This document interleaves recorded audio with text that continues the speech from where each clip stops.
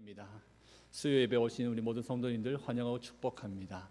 오늘 믿음의 질문이라는 제목으로 이 밤에 함께 예배 드릴 때에 주가 허락하신 모든 은혜를 한량없이 받을 수 있는 우리 모든 성도님들 되시기를 다시 한번 축복합니다. 아기는 태어나 말을 배우면서 처음에는 모든 말에 네 라고 대답을 잘 할 것입니다. 그러나 점점 자라면서 그 대답은 변합니다. 왜요? 그렇게 바뀌게 되는 것을 우리는 보게 됩니다. 네라는 대답은 아무런 의심 없이 순전히 순종하겠다는 것이지만 어느 순간부터는 왜 그 말을 내가 그대로 따라야 하는지 알고 싶어졌다는 것입니다. 이러한 질문이 생기기 시작한다는 것은 사람이란 기본적으로 의심이라는 것을 품고 살아간다는 것을 보여준다, 그 증거라고 할 수 있겠습니다. 그런 관점으로 보자면 어떠한 것에 궁금증이 생기고 내가 확신을 얻기 위해 의심을 한다는 것은 지극히 당연한 것입니다. 특히 새로운 것과 자신이 아는 것과 다른 것이 있으면 우리는 의문을 품고 의심하게 되고 또 질문을 품게 될 것입니다. 그런데 이 의심이라는 것, 이것은 사람이 가지는 것, 그 일반적인 생각과 또 성향이라면, 그것이 당연한 것이라면 문제는 의심을 한다는 것에 있는 것이 아닐 것입니다. 그 의심을, 그 질문을 어떻게 해결하느냐가 그 사람에게 중요한 문제가 된다는 것입니다. 의심이 진정한 답을 찾아가기 위한 올바른 길이 되어 의롭고 선한 것들을 만날 수 있다면 그것은, 그 의심은 그 사람에게 복이 될 것입니다. 하지만 그 의심이 진실을 가리게 하고 그 사람에게 옳지 못한 길로 걸어가게 만드는 것이라면 그 사람은 그 의심 때문에, 그 질문 때문에 불행하게 될 수도 있을 것입니다. 의심과 그런 질문을 품고 살아간다는 것, 이것은 신앙과 믿음의 영역에서도 마찬가지라고 생각합니다. 믿음을 가진 우리는 늘 의심을 가지게 되죠. 말씀을 들으며 궁금증이 생길 수밖에 없는 것입니다. 정말 하나님의 뜻은 무엇일까? 이 말씀의 의미가 무엇일까? 왜 하나님은 이렇게 이 기록을 하셨고 우리에게 들려주실까? 그리고 이 말씀대로 살아간다면 정말 내가 하나님 안에서 평안을 누릴 수 있을까? 우리는 이렇게 끊임없이 고민하고 질문이 생긴다는 것입니다. 그런 것으로 볼 때에 믿음의 질문을 가지고 계속해서 묻고 답을 찾아가는 자세는 신앙인에게 매우 건강한 것입니다. 다만 그 의심과 질문의 틀이 중요합니다. 하나님의 말씀과 은혜의 기준에서는 절대 벗어나지 말아야 할 것입니다. 그렇게 할 때에 하나님의 세계 안에서 살아가며 만나는 수많은 질문과 의심은 우리를 시험에 빠지게 하는 것이 아니라 오히려 하나님께로 더 가까이 이끌어 줄 것입니다. 우리는 의심으로 출발해서 믿음에 도착할 수 있지만 또한 의심으로 출발해서 불신에 도착할 수도 있습니다. 오늘 본문의 세례 요한도 그런 의심이라는 문제를 지금 가지고 있습니다. 세례 요한은 예수님께 오늘 이 말씀 속에서 질문을 던집니다. 요한이 예수님께 했던 이 질문은 모든 사람이 답해야 하는 너무나 중요한 질문입니다. 오늘 이 시간에 우리는 이 세례 요한의 질문과 또한 그 질문에 대한 대답해 주시는 예수님의 말씀을 살펴보면서 우리 자신도 이 질문에 대해서 분명하게 답할 수 있기를 바랍니다. 오늘 본문의 내용은 이제 요한의 제자들의 이야기로부터 시작합니다. 요한의 제자들은 예수님이 행하고 계셨던 그 당시에 그 이스라엘의 모든 일들을 요한에게, 자신의 스승인 세례 요한에게 전하고 있습니다. 과부의 아들을 살리셨단다. 백부장의 종을 고치셨다고 합니다. 중풍병자를 고치셨다고 합니다. 귀신 들린 자를 고치셔서 회복시키셨다고 합니다. 죽은 자를 살린다는 그 이야기들을 전해주고 있었습니다. 일일이 낱낱이 예수님이 어떤 행적으로 다니고 계신지를 세례 요한에게 그 제자들이 얘기하고 있습니다.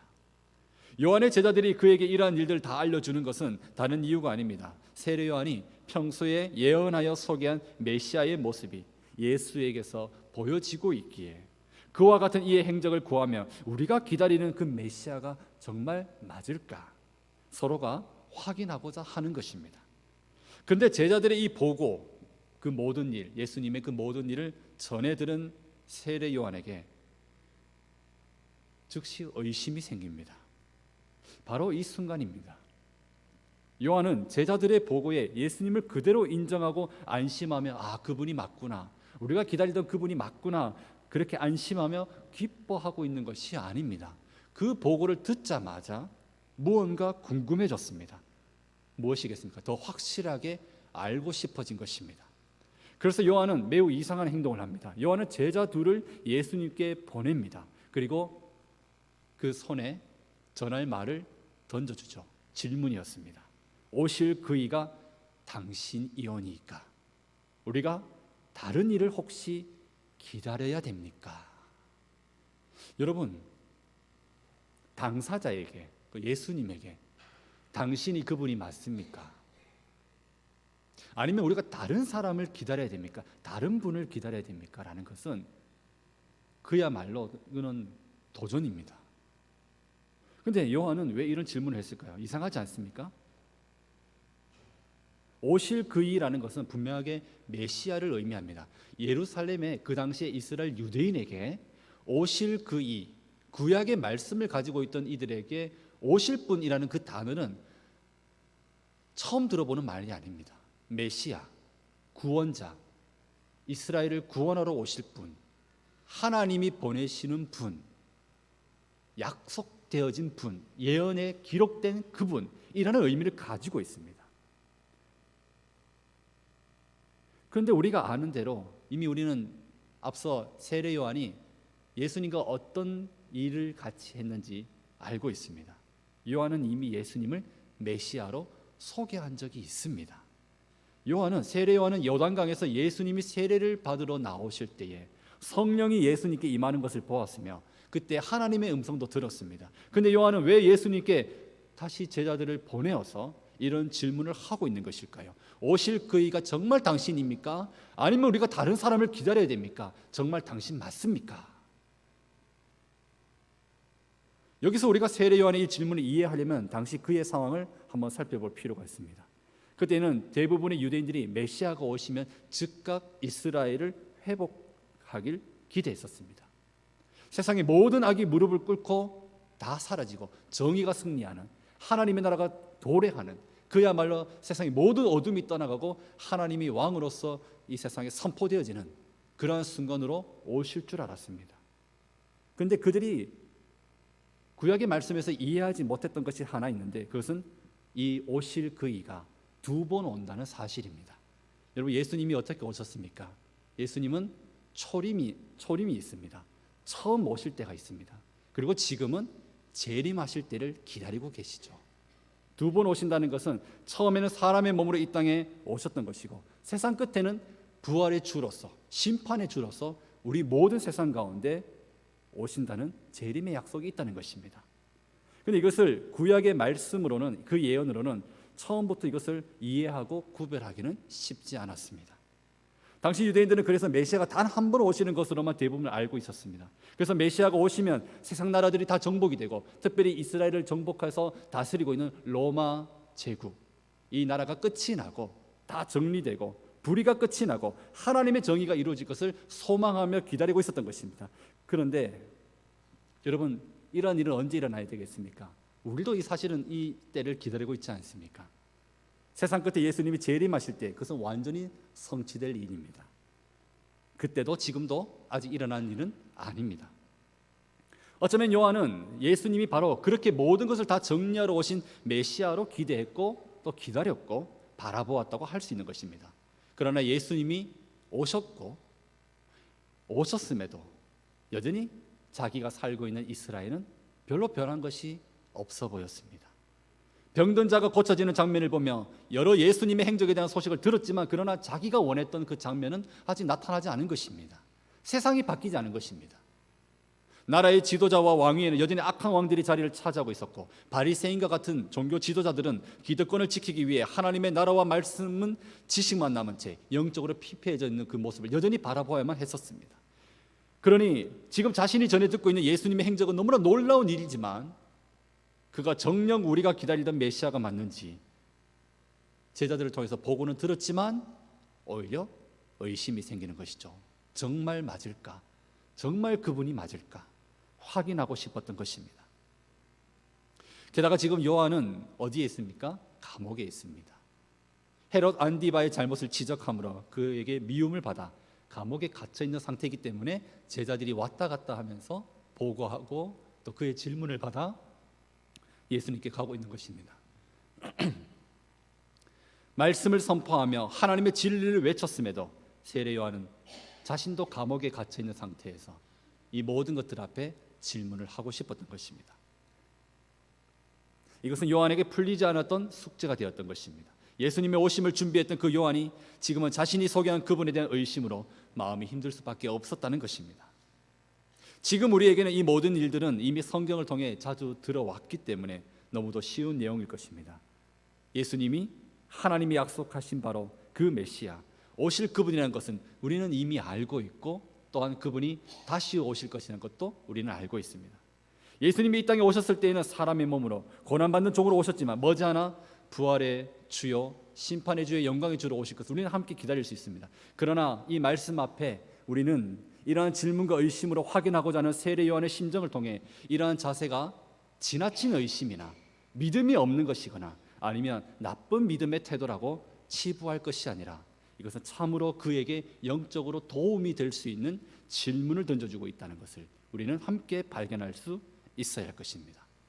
사랑하는 성도 여러분, 그래서 여러분 의심은 누구나 할 수 있는 것이라고 했습니다. 그렇다면 이제 그 의심으로 나의 믿음의 문제를 좀 더 확실하게 다져가고 싶다면 우리는 그것을 해결하기 위해 열린 마음으로 진리를 구해야만 합니다. 의심과 불신은 다른 것입니다. 의심하는 것을 두고 부족한 믿음이라고 단정 지으셔서는 안 될 것입니다. 여전히 한국 교회 안에 많이 보이는 모습 중에 하나는 어떤 것이 있는지 아십니까? 절대 가르쳐주는 것에 질문하지 마라. 묻지도 말고 따지지도 말고 그냥 가르쳐주는 대로 아멘하고 믿어라는 것이죠. 그런데 여러분 그 결과가 어떤 것인지 아십니까? 성도가 스스로 생각하지 못하고 스스로 말씀을 헤아리지 못하고 읽지 못하고 그리고 무엇이 옳은 것인지 무엇이 잘못된 것인지 판단하지 못하는 생각할 수 없고 실력이 없는 그런 크리스천들이 많이 생겨나고 말았다는 것입니다. 자신이 무엇을 믿고 있는지 하나님과 예수님과 성령님은 누구시며 우리는 어떻게 그분에게 지음받았으며 우리는 왜 죄인으로 태어났으며 우리는 지금 어디로 와서 어디로 가는지 하나님과 말씀에 대한 사모함과 깊어짐이 없이 그저 열심은 있지만 그러나 자기 속에 깊은 말씀의 세계가 없는 답이 없는 그런 모습이 너무 많다는 것입니다. 의심하지 않고 덮어두고 무조건 믿는 것은 건강한 신앙이 아닙니다. 영문도 모르고 무턱대고 믿습니다를 외치며 이 강단에서 말해주는 모든 말들을 아멘 아멘 하는 것은 참된 믿음이라고 볼 수 없습니다. 내 앞에서 무엇을 말하고 있는지 제대로 들어볼 수 있어야 됩니다. 무엇을 믿으라고 하는지 의심해 볼 수도 있어야 합니다. 진리를 깊이 알기 위해서 질문하고 의심을 품는 것은 우리의 영적 성장을 위해서 반드시 필요한 것임을 기억하시기 바랍니다. 물론 모든 의심이 다 유익한 것은 아닙니다. 그 의심을 품는 목적이 진리를 거부하기 위해서 하나님을 끝까지 부인하기 위해서 가지는 의심이고 질문 던지는 것이라면 그것은 우리의 영혼을 파괴할 것입니다. 위험한 것입니다.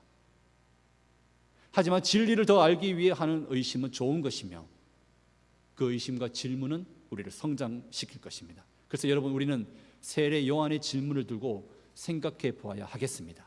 이 질문은 자신의 의심에 대해서 도움을 구하는 것입니다. 누구에게 도움을 구하고 있습니까? 누구에게 그 질문을 던졌습니까? 예수님이 아닌 다른 사람에게 찾아가서 바리새인에게 종교 지도자에게 율법학자에게 찾아갔습니까? 아닙니다. 정말 당신이 맞으십니까? 내가 믿어야 할 분이 당신이 맞으십니까? 직접 하나님께 물을 수 있는 용기, 그 의심을 깨트려 질문으로 만들고 그 발걸음을 옮겨 그 질문을 직접 던질 수 있는 자신의 질문, 자신의 생각, 자신의 판단, 이것이 깊은 믿음의 세계로 새롭게 연결해주고 있다는 것입니다. 우리 본문 20절 말씀 우리 같이 한번 읽어보도록 하겠습니다. 그들이 예수께 나아가 이르되 세례 요한이 우리를 보내어 당신께 여쭈어 보라고 하기를 오실 그이가 당신이오니이까 우리가 다른 일을 기다리오리이까 하더이다 하니. 20절의 세례 요한의 질문은 우리 모두가 가져야 할 질문입니다. 사실 어떻습니까? 이 질문 우리도 할 수 있습니다. 예수님 당신이 정말 하나님의 아들이 맞으십니까? 내가 믿어야 할 구원자 맞으십니까? 내가 믿어야 할 주님 맞습니까? 정말 내 인생을 걸 만한 분 맞습니까? 내 영혼을 맡길 수 있겠습니까? 내 죄를 정말 용서해 주시는 분이 맞습니까? 당신이 참으로 진리가 되십니까? 길이 되십니까? 내게 생명이 되십니까? 여러분이 이 질문을 만약에 가진다면 어떤 대답을 찾아가시겠습니까?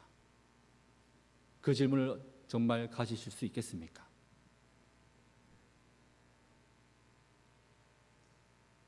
세례 요한은 이 질문을 던지고 예수님 앞에서 답을 찾아가게 됩니다. 세례 요한이 정말 듣고 싶었던 대답, 네, 그렇습니다. 나는 살아계신 하나님의 아들입니다. 내가 곧 길이요 진리요 생명입니다. 만약에 세례 요한과 같이 우리도 예수님 앞에 진리를 찾고자 성도의 이 질문으로, 성도만이 할 수 있는 이 질문으로 확실한 답을 찾기 위해 주님 앞에 질문을 던진다면 우리 주님께서는 이 대답을 우리 모두에게 들려주실 것입니다. 중요한 것은 우리가 그 질문을 가지고 있냐는 것입니다. 그리고 나는 부끄러워서 질문할 수 없습니다. 나는 무조건 그냥 아멘 하겠습니다. 생각하지 않겠습니다. 조금 더 의심하지 않겠습니다. 그저 주는 대로 다 받아 먹겠습니다. 그것이 아니라 정말 맞습니까? 왜 그렇습니까? 이제 그 다음 말씀에 살펴볼 것입니다. 예수님께서 그 대답을, 그 질문을, 세례 요한의 그 질문을 거부하시지 않는다는 것입니다. 기다리셨다는 듯이 그 질문에 대답을 이어가 주신다는 것입니다. 그렇기 때문에 세례 요한은 그 대답을 만나기 위한 문을 열 수 있었고 그 대답으로 더 가까이 나아가고 있다는 것입니다. 이제 이 질문을 받으셨던 예수님에 대해서 우리 한번 보겠습니다. 예수님께서는 세례 요한이 보낸 그의 제자들에게 질문을 받으신 후 그런데 그들에게 바로 대답을 주지는 않으십니다. 대신에 예수님은 여전히 그 제자들이 다시 찾아왔을 때에 그때에도 하고 계신 것을 계속하셨습니다. 무엇입니까? 계속 많은 병자들을 고쳐주고 계셨습니다. 저는 이 장면에서 예수님이 마음으로 이런 대답을 하고 계셨다는 그런 그림이 그려집니다. 내가 굳이 대답할 필요가 있겠느냐?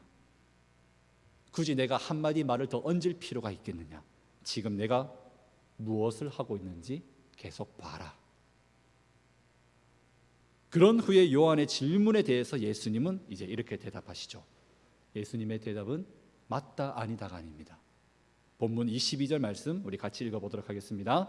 예수께서 대답하여 이르시되 너희가 가서 보고 들은 것을 요한에게 알리되 맹인이 보며 못 걷는 사람이 걸으며 나병 환자가 깨끗함을 받으며 귀 먹은 사람이 들으며 죽은 자가 살아나며 가난한 자에게 복음이 전파된다 하라.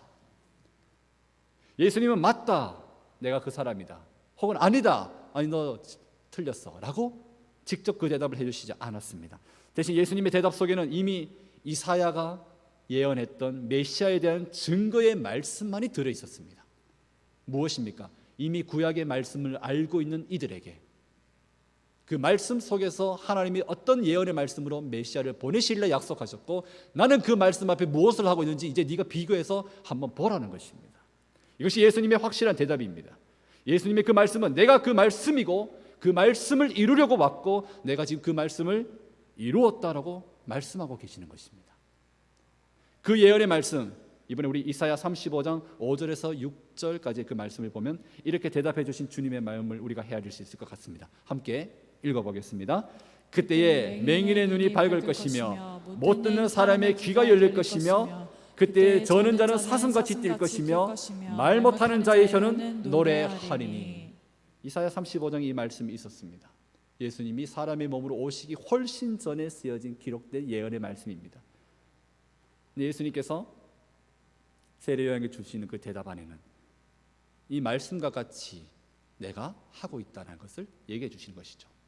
또 하나의 말씀이 있습니다. 이번에 이사야 61장 1절의 앞부분입니다. 우리 함께 읽어보도록 하겠습니다.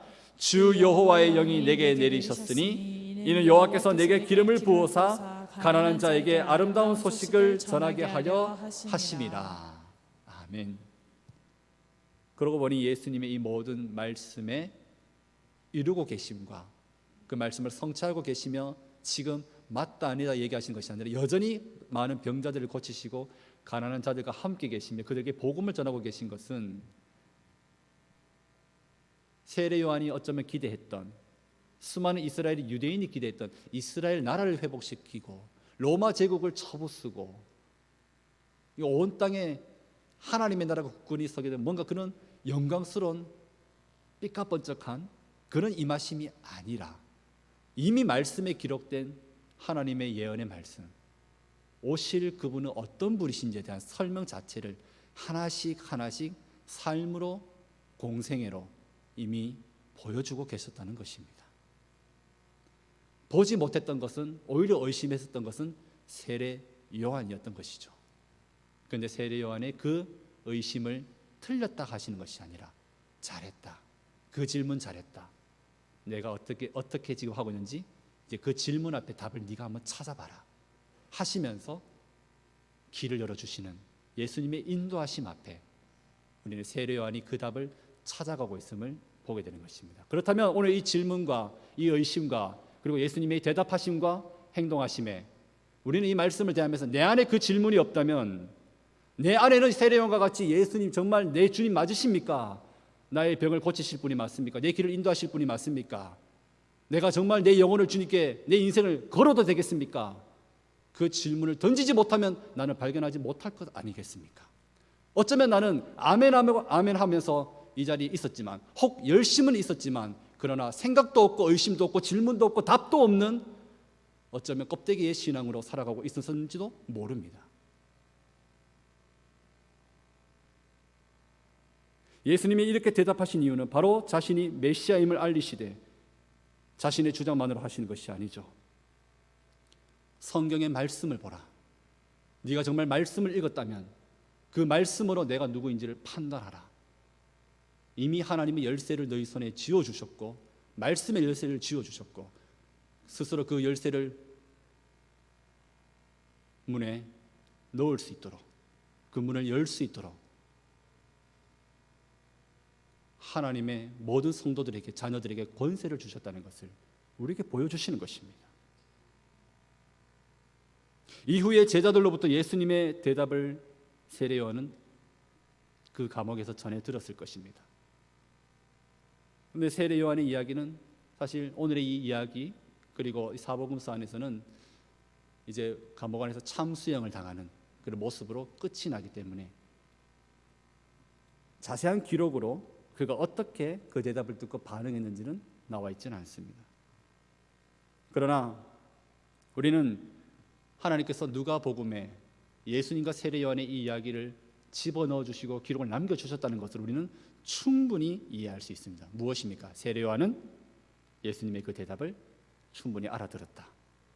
그리고 그가 오신 그분으로 받아들이고 아멘하였고 감사함으로 설 수 있었다는 것을 우리는 볼 수 있는 것입니다. 그리고 더 중요한 것은 아까 저도 말씀드렸지만 예수님께서는 이 일로 인해서 세례 요한을 절대 책망하지 않으셨다는 것입니다. 오히려 이 세례 요한이 이해할 수 있는 방식으로 대답해 주셨음을 꼭 기억하시길 바랍니다.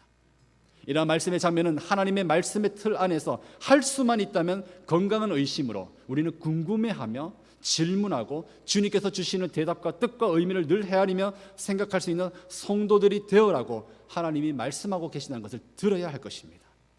여러분 혹시 예수님에 대해서 의문이 있었던 적이 있으십니까? 혹은 혹시 지금 그렇지는 않습니까? 그가 어떤 분이신지 의심이 들었던 적은 없으셨습니까? 우리 믿음의 기초는 오직 하나님의 말씀입니다. 예수님께서 친히 하나님의 말씀을 들어 자신을 증명하셨다면 하물며 우리는 어떻게 했습니까? 혹 하나님이 정말 살아계신지 모르겠고 정말 내 인생을 인도하고 계신지를 잘 모르겠고 지금 정말 그분이 살아계셔서 나의 주님이 되신지 잘 모르겠다면, 그 마음에 의심이 있거나 질문이 생겼다면 괜찮습니다. 다만 그 질문을 솔직하게 인정하고 하나님께 나와 기도하는 가운데 그 해답을 성경 말씀에서 반드시 찾아가시길 바랍니다. 성경은 우리가 가지는 갈등과 의심에 대해 정직하게 열려 있습니다. 다 안다고 생각하고 계시거나 질문하면 안 된다고 자신을 속이지 마시고 그 의심을 가지고 오히려 영적인 질문과 그 도움을 말씀 앞에 하나님 앞에 낱낱이 구하시며 직접 주님께 물으시길 바랍니다. 나의 의심을 진리 안에서 있는 그대로 다룰 때에 그 의심에 대한 해결은 시작되는 것입니다. 진리 위에 굳건하게 서기를 원하신다면 내 생각과 내 경험과 내 주장이 아닌 혹은 남의 신앙을 따라가는 것이 아닌 하나님의 말씀을 내 말씀으로 붙드시기를 시작하시길 바랍니다. 많은 사람들이 이 길을 거절하며 진리를 떠나고 멸망을 향해 나아가게 되는 것을 보게 됩니다. 누군가는 이단으로 갈 수도 있습니다. 누군가는 건강한 교회 안에 함께 있지만 그러나 말씀을 가까이 하지 않으며 자신 안에 말씀의 깊이를 세우지 못하는 자들도 나타나는 것입니다.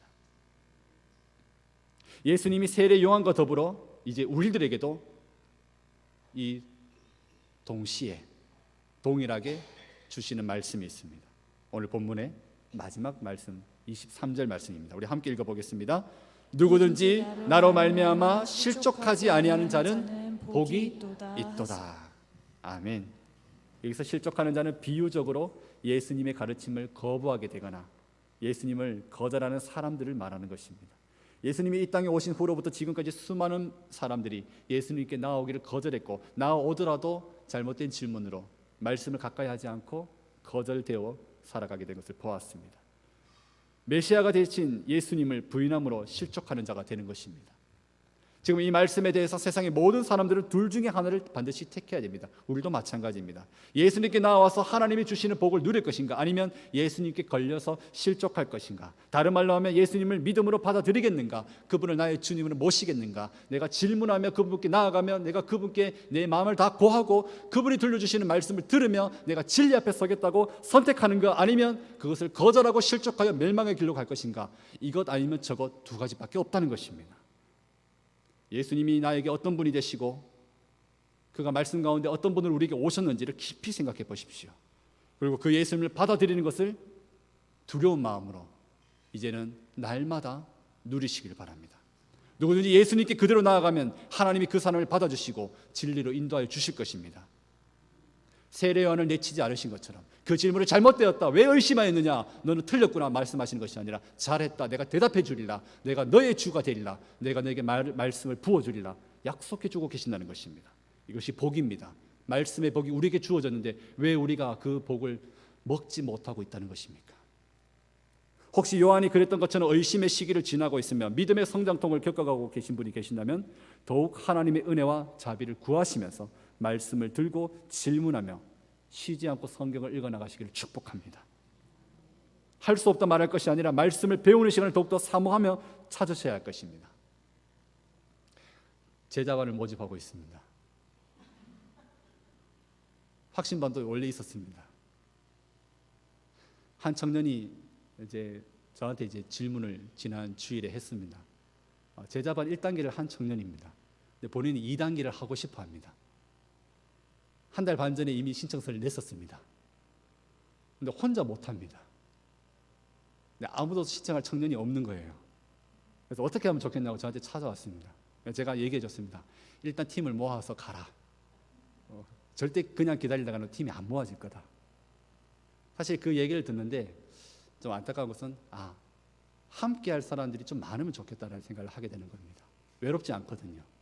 질문을 같이 던질 수 있는 사람, 그 질문 앞에 같이 고민할 수 있는 사람. 그래서 만약에 2단계 같이 할 사람이 없으면 다시 1단계도 해라 했더니 그 정도로 이미 마음이 낮아져 있더라고요. 그러면 한번 다시 해볼 수도 있겠다라고. 그런 청년도 준비되어 있습니다.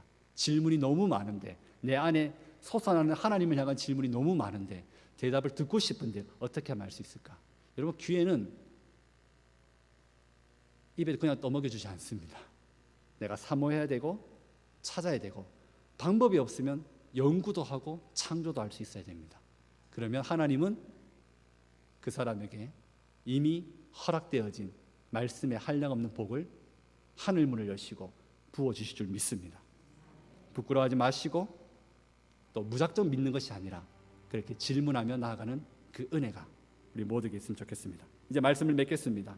우리에게 의심과 질문이 생기는 것은 당연한 것입니다. 주님께서는 그런 우리들의 마음에 질문을 내치지 아니하시고 사모하는 심정으로 받아주신다는 것, 그러니 주님 안에 거하기를 늘 소망하며 이 건강한 말씀의 틀 안에서 항상 은혜를 구하시며 많이 묻고 많이 답을 찾아가며 주님이 보여주시는 길을 믿음으로 잘 걸어가시는 우리 모든 성도님들 되시기를 우리 주 예수님의 이름으로 간절히 축원합니다.